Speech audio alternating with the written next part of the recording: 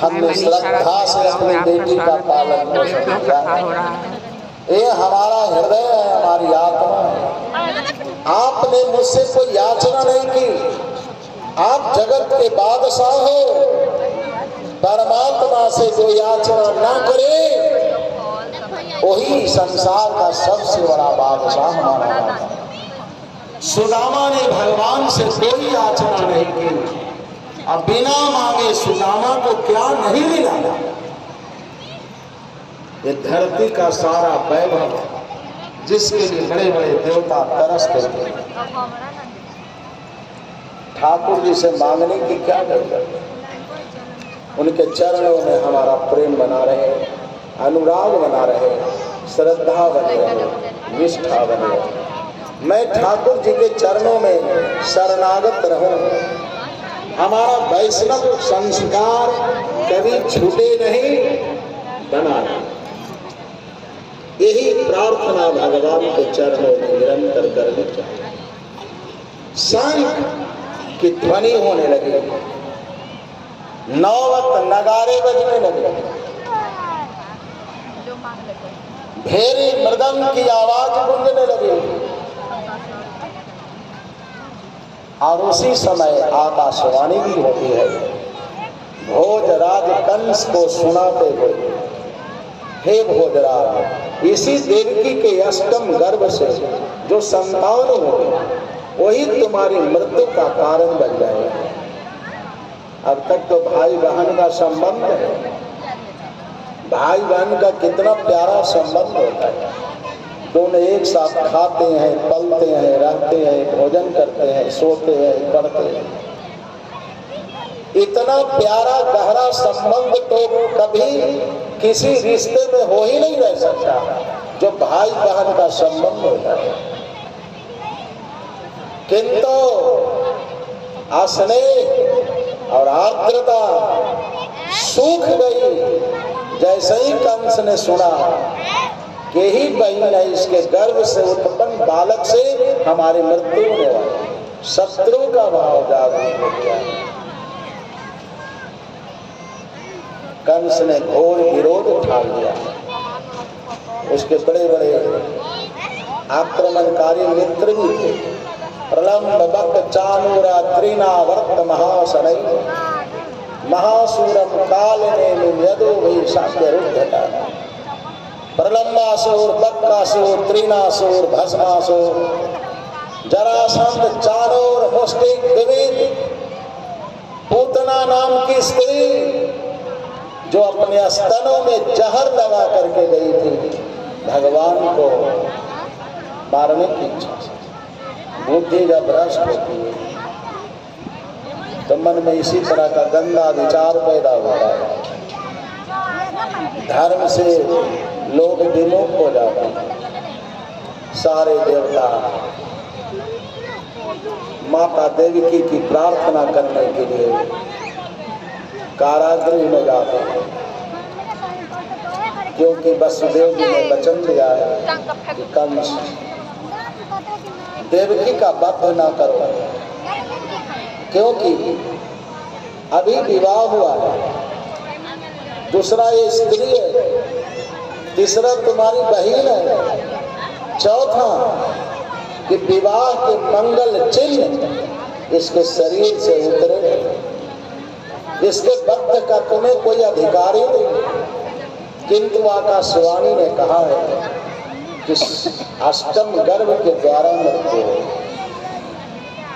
मैं सत्य सत्य कहता हूं, इसके गर्भ से जो भी बालक पैदा होगा मैं तुमको तुम्हारे हाथ में सौंप दूंगा, तुम मार देना। एक कंस भी जानता था कि वसुदेव सत्यवादी है, इसलिए उस समय छोड़ तो दिया। किंतु मंत्रियों के जब सभा में पहुंचा तो मंत्रियों ने उल्टी सलाह दे दी। जिस देश का मंत्री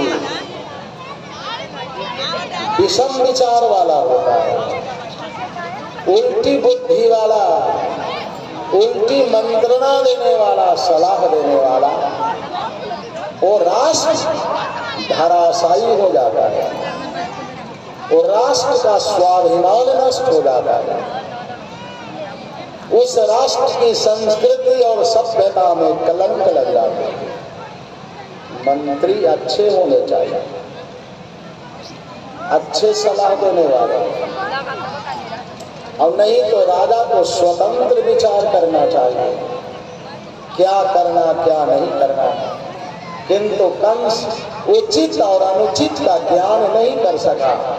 मंत्रियों ने उल्टी सलाह दे दी, एक कमल की पंखुड़ियों को गिना कर बता दिया, कहीं से गिन कर देख ले, प्रत्येक पंखुड़ी 8वीं हो जाती।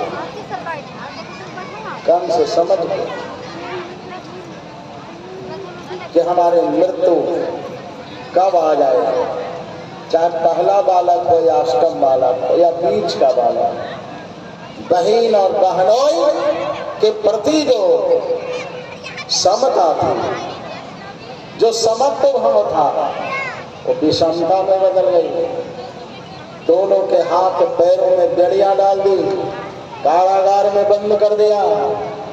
जो जो बच्चे होते गए उसका वध ही करता गया। सप्तम गर्भ में हमारे शेष भगवान का पदार्पण होता है, क्योंकि लक्ष्मण जी महाराज ने भगवान से प्रार्थना की थी, जब द्वापर का समय आए प्रभु तो मुझे बड़ा भाई बना देना,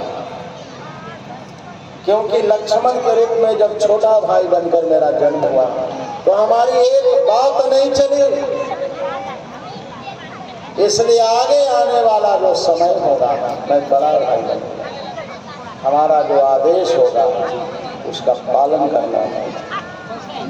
तो शेष भगवान का पदार्पण हो जाता है। भगवान जोग माया को आदेश देते हैं कि देवी इस गर्भ को खींचो, देवकी के गर्भ से खींचकर और रोहिणी माता के उदर में स्थापित कर दो। वसुदेव की एक और पत्नी है रोहिणी, गोकुल में वास करती। नाम ध्येयानि कुर्वन्ति स्थानानि च नरा भुवि दुर्गेति भद्रकालीति विजया वैष्णवीति च कुमुदा चंडिका कृष्णा माधवी कन्यकेति च माया नारायणी शानी शारदेत्यंबिकेति च। जोग माया से कहा देवी हमारी आज्ञा का जब तुम पालन करोगे, द्वापर का समय, द्वापर में तो तुम्हारी प्रतिष्ठा बढ़ी जाएगी। जब कलियुग आएगा 4,32,000 वर्षों वाला कलियुग, उस समय तुम्हारी ख्याति और बढ़ जाएगी, तुम्हारा नाम होगा दुर्गा, भद्रा, ईशानी, चंडिका, अंबिका, नारायणी, माया, बहुत से नाम होंगे। कभी चामुंडा देवी के रूप में, कभी नैना देवी के रूप में, कभी वैष्णवी के रूप में तुम्हारी पूजा होगी। संसार के लोग तुम्हारा दर्शन करेंगे, तुम्हारी कीर्ति का बखान करेंगे। जो हमारा आदेश मानता है उसकी कीर्ति पताका इस लोक में और परलोक में भी लहराती रहती है। जोग माया ने उनके आदेश का पालन किया, गर्भ को खींच करके रोहिणी के उदर में डाल दिया। लोगों को ऐसा लगा कि सप्तम जो गर्भ था माता देवकी जी का गर्भपात, बड़ी उदासी छा गई। ये विषय तो देवकी को भी पता नहीं कि हमारा गर्भ क्या हो गया, क्योंकि भगवान का पदार्पण होना था। अब भगवान पूर्ण रूपेण अपनी पूर्ण स्थिति में भगवान देवकी के गर्भ में वास करते थे। उनके रोम रोम से प्रकाश उत्पन्न हो गया। कंस भी सदाचार संपन्न हो गया उस समय। कंस भी विनम्रता दिखलाने लगता। माता देवकी के प्रति पता नहीं, अब तक अंधकार था, किंतु देवकी के रोम रोम से प्रकाश निकल रहा। इसका कारण क्या? ठाकुर जी का दर्शन करने से यदि विचार शुद्ध हो जाए तो इसमें आश्चर्य क्या है? किंतु मंत्रियों ने फिर उल्टी शिक्षा दे दी कि अब ज्यादा समय नहीं है, तुम्हारे काल का पदार्पण होने वाला है।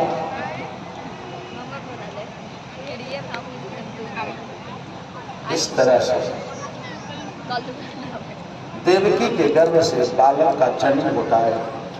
समयानुसार सारे देवता मिलकर के भगवान की स्तुति करके प्रार्थना। श्रीमद् भागवत महापुराण में गर्भ स्तुति के रूप में माना जाता है। गर्भ स्तुति करते हमारे ब्रह्मा जी भगवान से प्रार्थना करते हैं। एकायनोऽसो द्विफलस्त्रिमूलः चतुरस पंचविधा सदात्मा सप्तत्वगष्ट विटपो नवक्षो दशच्छदि द्विखगोयादिवृक्षः एतेरविन्दाक्ष विमुक्तमानिनः द्वयस्तभावाङ्गविशुद्धबुद्धयः आरुह्य कृच्छेन परं पदं ततः पतं तदोनादृतयुष्मदन्ध्र्यः। हे प्रभु, आपका नाम लेने से संसार के लोग भवसागर को पार कर जाता है, क्योंकि आप एक सनातन वृक्ष हैं और इसमें दो प्रकार के फल लगे हुए हैं। इस वृक्ष में वो सुख और दुख के रूप में जाना जाता है। इसमें 3 प्रकार की जड़ें हैं, सत्वगुण, रजोगुण और तमोगुण के रूप में जाना जाता है। इस सनातन वृक्ष में 4 प्रकार के रस हैं, धर्म, अर्थ, काम और मोक्ष के रूप में जाना जाता है। इसको जानने की 5 विधियां हैं। कोई कान के द्वारा जान लेता है, कोई घ्राण इंद्रियों से सुनकर पता लगा लेता है, कोई मस्तिष्क में चिंतन करके पता लगा लेता है। ये सब जानने की विधियां हैं। कोई त्वचा से पता लगा लेता है, कोई जिह्वा से आपकी महिमा का बखान करता है और आपको प्रसन्न कर लेता है। ये सब जानने के प्रकार है। 7 प्रकार की धातुएं हैं। यह वृक्ष जो है ना, यही शरीर ही वृक्ष है। ये सनातन वृक्ष है। सनातन वृक्ष का कभी अंत नहीं होता है। कर्मानुसार शरीर की प्राप्ति होती रहती है। 7 प्रकार की धातुएं इस शरीर में कफ के रूप में, पित्त के रूप में, वायु के रूप में, अस्थि, मेद, मज्जा, रक्त, पीव, ये सब धातुओं के रूप में जाने जाते हैं। 10 प्रकार के पत्ते हैं, वही प्राण है। अपान, उदान, व्यान, समान, कुर्म, कृकल, धनंजय, देवदत्त, ये सब प्राण पत्ते के रूप में जाने जाते हैं। 10 प्राण है शरीर के अंदर और इसमें 2 प्रकार का पक्षी है। एक का नाम है जीवात्मा और दूसरे का नाम है परमात्मा। संसार का विषम विचार होने के कारण एक पर्दा लगे हुए है, भेद बुद्धि होने के कारण वासना की पर्दा लगी है, इसलिए जीवात्मा और परमात्मा का मिलन नहीं होता।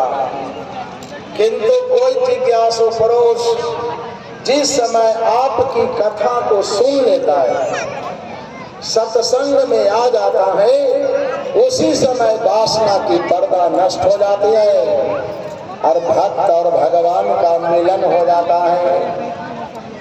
ब्रह्मा ने स्तुति की और स्तुति करते करते ब्रह्मा जी समाधिस्थ हो जाते, उसी समय आकाशवाणी हो जाती है। आकाशवाणी होती है, ब्रह्मा जी चिंता न करो, वसुदेव गृहे साक्षात भगवान यज्ञ पुरुष जनिष्यते तत्प्रिया प्रियार्थं संभवन्ति सुरस्त्रियः। लोग कहते कि भागवत में राधा जी का नाम ही नहीं, भागवत में ऐसे बहुत नाम है जो दिखाई नहीं देते, किंतु यह गोपनीय रहस्य है, इसको तो समझना पड़ेगा। ये कोई जरूरी नहीं है कि हर नाम ग्रंथ में लिखा हुआ ही रहता है। यह जो वेद है ना, परोक्षवादात्मक है, इसको समझा जा सकता है। वसुदेव गृहे साक्षात, हमारे सुखदेव जी महाराज कहते हैं कि वसुदेव के घर में भगवान का अवतार होने वाला है। इसलिए तत्प्रियार्थम जनिष्यते तत्प्रियार्थम, राधा जी का पदार्पण होने वाला है। भगवान की जो प्रिया है, ये प्रियार्थम के नाम से राधा जी का संबोधन होता है। जो प्रिया शब्द है वो राधा जी का ही नाम है। भागवत में ऐसा ही वर्णन आता है कि देवताओं की सेवा करने के लिए जो लक्ष्मी इत्यादि स्त्रियां हैं, जो पार्षद लोग हैं, सब राधा जी की सेवा करने के लिए वृंदावन में अवतार लेने वाली है। गोपी के रूप में राधा जी की सेवा करने के लिए देवांगनाओं ने जन्म ग्रहण किया है। देवताओं की जितनी स्त्रियां हैं सब गोपी बनकर के आ गई राधा जी की सेवा करने। राधा की सेवा के प्रभाव से गोपियों के हृदय में भगवान वासुदेव का वास हो गया। कालिंदी जी ने भी कहा है कि मैं राधा की सेवा करती हूँ, इसीलिए हमें नहीं लगता कि हमें छोड़ करके भगवान चले। नहीं, ठाकुर जी हमारे रोम रोम में विराजमान। हमारे सुखदेव जी महाराज भागवत में वर्णन करते हैं कि भादो के महीना में प्रभु का अवतार होता है। भादो का जो महीना है कल्याणकारी मास के रूप में जाना जाता है। भद्रम करने भी एक कल्याणकारी विषय है, कल्याण करने वाला है। भादों में भगवान के दो दो अवतार होते। कृष्ण पक्ष में श्री कृष्ण अवतार होता है और शुक्ल पक्ष में वामन भगवान का अवतार। कितना पवित्र,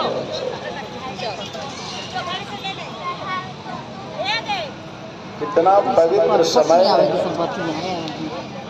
मंगलमय मास। अब भादों के महीने में कोई गैया अगर बछड़ा दे दे, बच्चा दे दे, तो बहुत लोग पूछते गाय दिए हैं बड़ी महंगा स्वामी।